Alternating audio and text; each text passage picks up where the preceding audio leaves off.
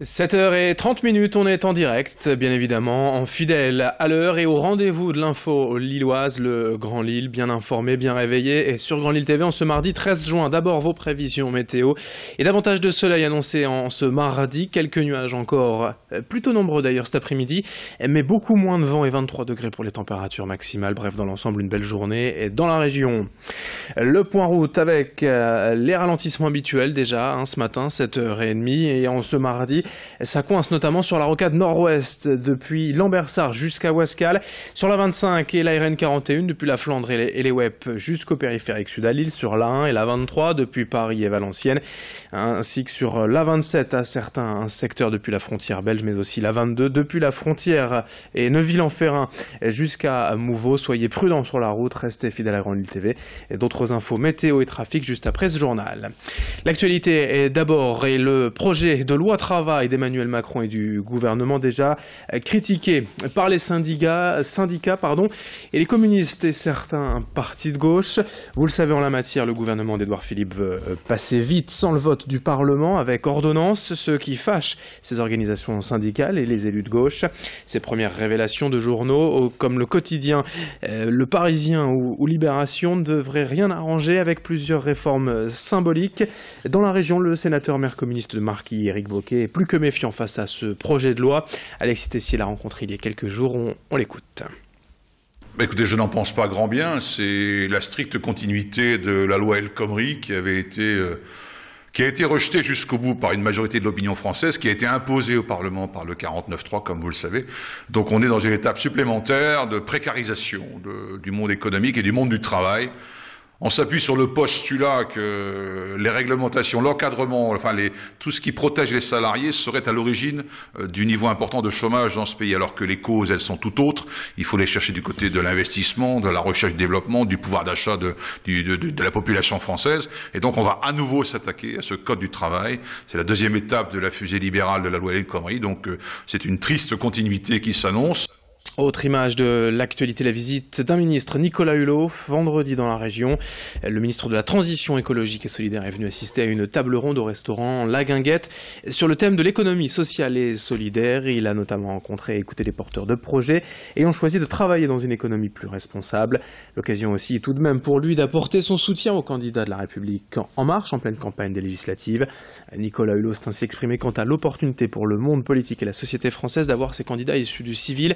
L'avenir du nucléaire a été également abordé, de même que ce nouveau modèle d'économie sociale et solidaire qu'il souhaite promouvoir. On l'écoute à ce propos, Nicolas Hulot, ministre à Lille, au micro de Clotilde Leguévac et Didier Gunaï. La transition, par définition, si les mots ont un sens, il y a eu un modèle dominant et on va essayer d'aller tous ensemble vers un modèle qui permet de rendre compatibles les enjeux économiques, sociaux et environnementaux et de ne pas sacrifier l'avenir au présent. Donc voilà, résister au conformisme, voilà, résister à l'inertie, résister à l'orthodoxie, de dire non, c'est comme ça, voilà, c'est comme ça a marché pendant 150 ans, pourquoi ça ne marcherait pas demain? Donc c'est une forme de résistance culturelle, de s'ouvrir à la créativité. Quelques images aussi pour évoquer rapidement dans l'actualité nationale et régionale la colère des dentistes en grève cette semaine pour protester contre le plafonnement des tarifs à compter de 2018.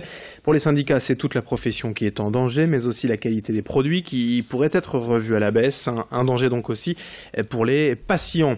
Exemple à Ouani, Grégory Bloquet fera grève cette semaine pour la première fois de sa carrière. On l'écoutera tout à l'heure à 7h45 dans notre prochaine édition. On enchaîne tout de suite avec une belle image de verdure en pleine métropole lilloise, à Ronchin, ici dans ce que l'on appelle la coulée verte. 3000 arbres et arbustes ont été plantés ces dernières années et bientôt sera même aménagé un chemin pour piétons et cyclistes ainsi que des équipements sportifs de plein air. Ce lieu naturel au cœur de l'agglomération est montré comme le symbole du plan de reboisement de la Melle. Sur 15 sites comme celui-ci depuis 3 ans, près de 20 000 arbres ont été replantés. Aujourd'hui, seulement 3% du territoire de la métropole est boisé contre 30% au niveau national. Pourtant, les bienfaits de la nature semblent évident, défense de la biodiversité, du paysage, l'amélioration du cadre de vie, mais aussi réduction des nuisances sonores et de la pollution. Explication donc quant à ce plan et cette ambition au micro de Céline Huret. Les boisements ont des rôles très importants, notamment en matière de biodiversité, de cadre de vie, de paysage, et également des rôles en matière de réduction de certaines nuisances comme le bruit ou les pollutions. Je pense que les enjeux en matière de biodiversité et également de climat sont de plus en plus importants, et donc l'AMEL souhaitait participer à cette amélioration bien sûr du climat et de la biodiversité sur son territoire, notamment au travers de ce qu'on appelle la trame verte et bleue, d'où cette prise de conscience et cette accélération de tout ce qui est plantation d'arbres ou d'arbustes sur des terrains choisis préalablement. 7h35 en direct sur Grand Lille TV. Dans le reste de cette édition, on va parler aussi de culture et de théâtre avec le Festival d'Avignon en juillet. Et comme chaque année, les Hauts-de-France présenteront plusieurs compagnies régionales durant le OFF, cette alternative indépendante de la programmation officielle et qui permet à de petites structures de se faire connaître. 14 compagnies de théâtre des Hauts-de-France vont être aidées par le Conseil régional pour se produire durant ces 3 semaines du festival, avec l'installation d'un lieu dédié au cœur d'Avignon et une promotion médiatique accentuée. Dans le même temps, 90 lycéens de la région vont faire le déplacement pour assister à des spectacles, mais aussi rencontrer des artistes en coulisses et échanger sur le monde de la culture en général. L'objectif pour le Conseil régional est de faire rayonner sa culture dans les endroits où ça compte, dont Avignon bien sûr, et ça grâce à un budget en hausse de 70 à 110 millions d'euros par an. Explication complémentaire avec le vice-président en charge de la culture, François Decoster, au micro de Vincent Vieillard. L'objectif, c'est de passer d'un budget de 70 millions d'euros pour la culture au début du mandat à un budget de 110 millions d'euros, une augmentation de près de plus de 50%. C'est un cas unique à l'échelle de toutes les régions françaises.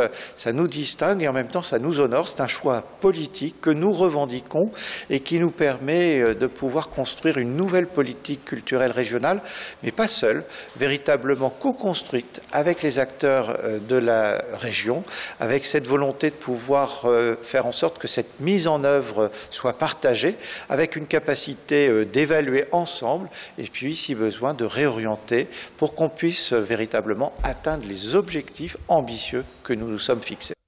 Mardi 13 juin, merci d'être avec nous ce matin sur Grand Lille TV, 7h37 en direct. Dans un instant, vos prévisions météo.